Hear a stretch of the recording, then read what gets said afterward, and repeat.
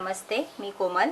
मैत्रिणींनो, आज आपण बनवणार आहोत शंकरपाळी आणि त्याच्यासाठी मी एकाच मापाचे आणि सेम असे आपण हे घेतलेले आहे.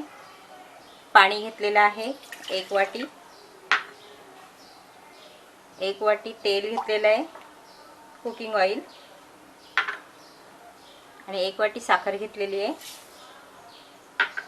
आणि साखर मेल्ट होईपर्यंत आपण ती गॅस ऑन केलेला आहे, त्याच्यामध्ये ती आपण उकळवून घेणार आहोत. साखर विरघळेपर्यंत आपण संपूर्ण उकळवून घेणार आहोत. आपलं पाणी छान उकळलेलं आहे आणि साखर पण त्याच्यामध्ये चांगली विरघळलेली आहे. आता मी गॅस बंद करते. तेल, साखर आणि पाणी चांगले एकजीव झालेले आहे. आता मी गॅस बंद केलेला आहे. हे जे साखर, तेल आणि पाणी चं जे आहे मिश्रण, हे आता थंड होऊ द्यायचं आहे.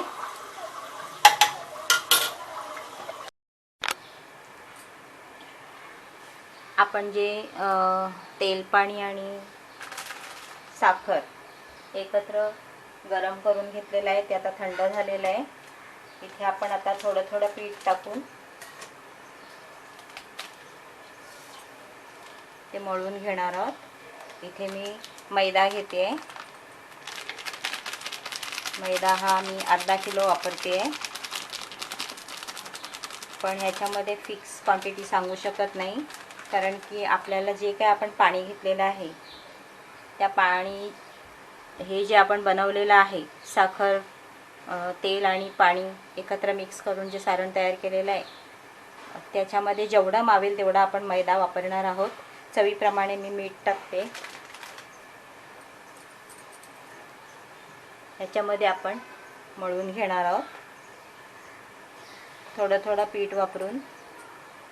आणि हे बनवलेलं सारणामध्ये वापरणार आहोत.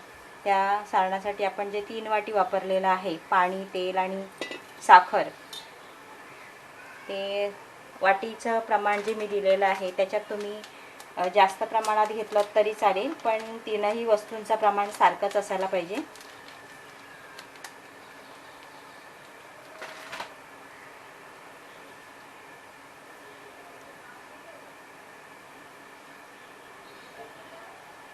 जेवढं पण आपण प्रमाण वापरू त्या प्रमाणामध्ये जेवढं मावेल मैदा तेवढा मैदा आपण त्याच्यात मळून घ्यायचे.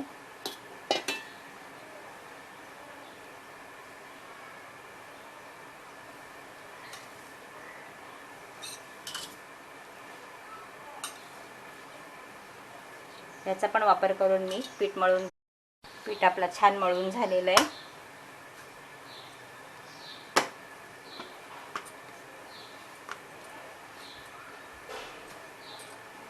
आता हे मी 5 मिनिटं असंच ठेवून देते आणि नंतर आपण शंकरपाळी लाटून घेऊ. एकीकडे तेल गरम करायला ठेवलेलं आहे आणि इथे मी तुम्हाला आता शंकरपाळी लाटून दाखवते.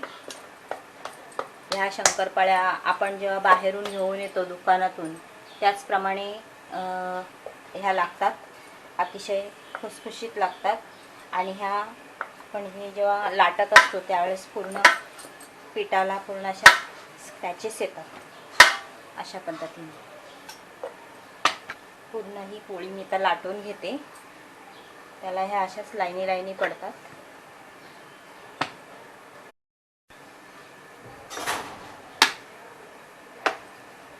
अशा पद्धतीने मी ही पोळी व्यवस्थित लाटून घेते.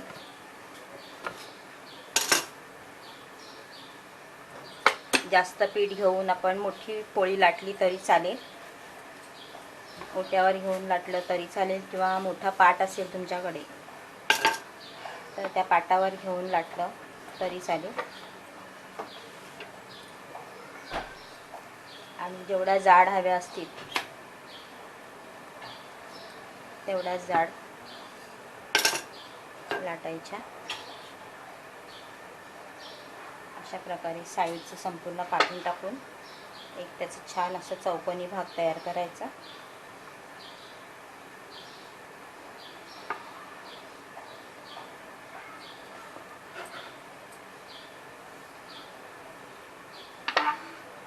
ह्या शंकरपाळ्या फार छान लागतात. तुम्हाला जर ह्याच्यामध्ये गोड कमी वाटत असेल तर तुम्ही त्याच्यामध्ये पीठ मळताना साखर आणखी घातली तरी चालेल, किंवा साखरेचं जेव्हा आपण पाणी तयार करतो त्यावेळेस पण तुम्ही त्याच्यामध्ये साखरेचं प्रमाण वाढवलं तरी चालेल. पण सारख्या प्रमाणात बनवलेल्या जरा जास्तच टेस्टी लागतात. मी अशा पद्धतीने लाईनी पाडून घेते.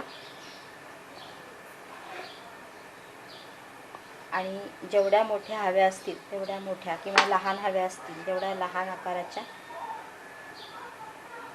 चौकोनी पाहिजे तर चौकोनी, त्रिकोणी पाहिजे तर त्रिकोणी, तुम्हाला जशा हव्यात तशा पाडू शकतो. ह्या अशा मोकळ्या करून घ्यायच्या. आणि आपण इथे तेल गरम करायला ठेवलेलं आहे. तेल पण आता चांगलं गरम झालेलं असेल. आपण एक टाकून बघूया. छोटीशी छान गरम झालेलं आहे तेल.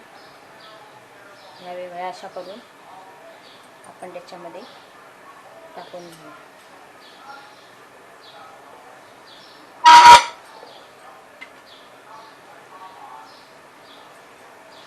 तेलामध्ये शंकरपाळ्या किंवा काहीही तळताना सांभाळून तळायचं. तेल अंगावर उडणार नाही याची काळजी घ्यायची.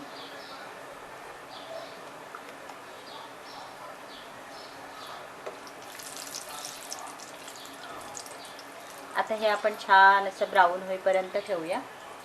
मस्त ब्राऊन करून बघूया आपल्या शंकरपाळ्या कशा झाल्यात त्या. जेव्हा ह्या बुडबुडे यायचे थांबतात तेव्हा समजायचं की शंकरपाळी पूर्ण आतपर्यंत शिजलेली आहे आणि छान असा गोल्डन ब्राऊन कलर आलेला आहे. आपण ते आता काढून घेऊया. टिश्यू पेपरवर काढून घेते. या शंकरपाळ्यांमध्ये तेल जास्त राहत नाही आहे, पूर्णपणे कोरड्या होतात बाहेर काढल्यानंतर. हे बघा,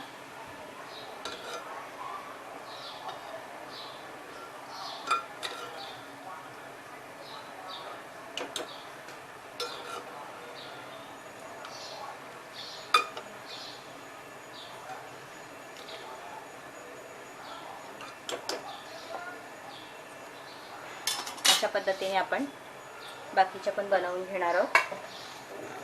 मी इथे तुम्हाला आणखी एकदा बनवून दाखवते. आपण अजून एक बनवून बघूया.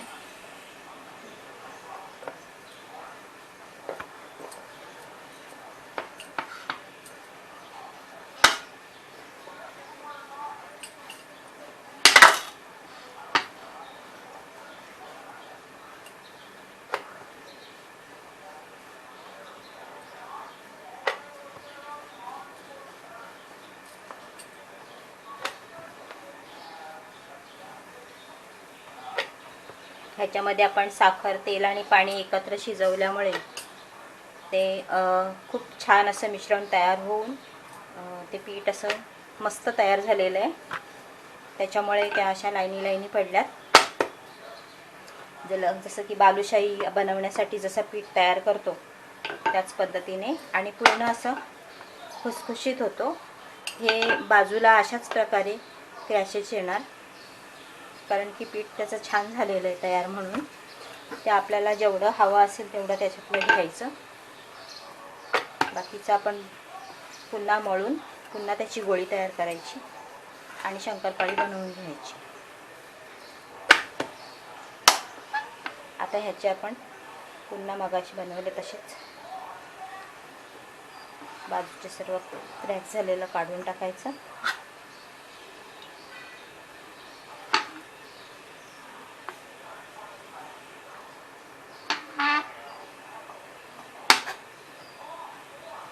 त्याला हवा असेल तर आपण अजून पातळ करू शकतो.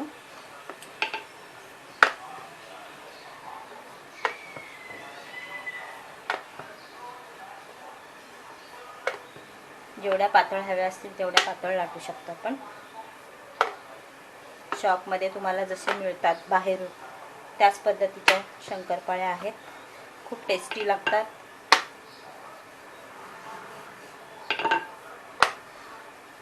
जास्त पण गोड नाही आहेत आणि एकदम कमी पण गोड नाही आहेत.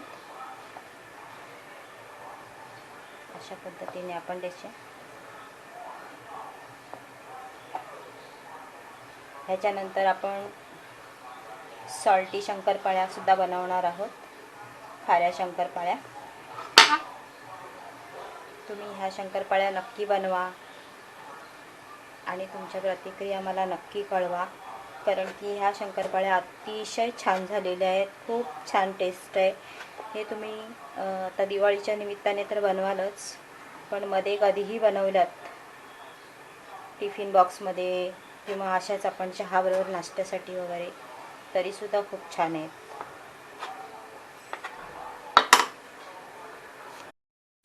आता हे आपण तळून घेऊया.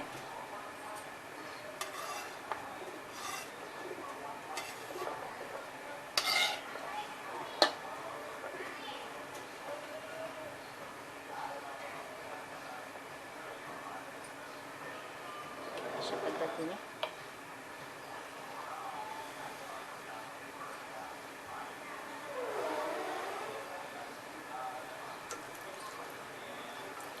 चांगला गोल्डन ब्राऊन होईपर्यंत तळून घ्यायचे.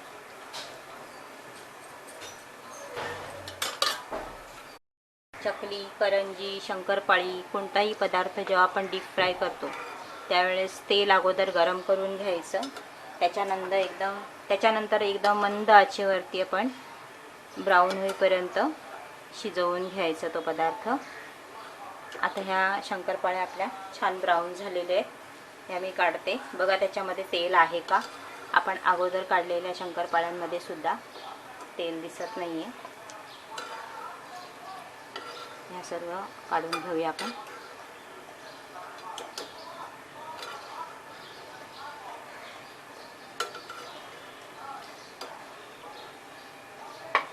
अशाच पद्धतीने आपण बाकीच्या सुद्धा शंकरपाळ्या बनवून घेऊया. मैत्रिणींनो, आपल्या शंकरपाळ्या छान तयार झालेल्या आहेत. एकदम खुसखुशीत झालेल्या आहेत. तुम्ही पाहिलात तर बघा.